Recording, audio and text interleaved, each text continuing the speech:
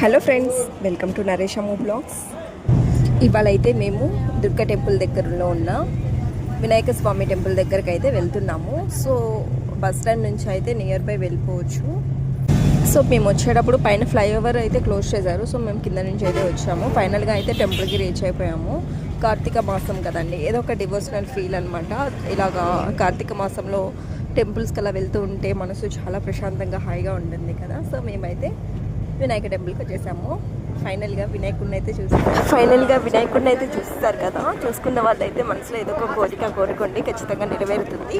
Night time ఇలా view చూసుకుంటూ వెళ్తే ఎంత బాగుంటుందో కదా, మనసుకి ప్రశాంతంగా. ఫైనల్గా అయితే మేము టెంపుల్లో పులిహోర తినేసాను. నా ఫేవరెట్ కదా. మన వీడియో కనుక మీకు నచ్చినట్లయితే లైక్ చేసి మన ఛానల్ని సబ్స్క్రైబ్ చేసుకోండి. అలానే నేను టుమారో అంటే సాటర్డే భద్రాచలం వెళ్తున్న వీడియో అయితే అప్లోడ్ చేస్తాను.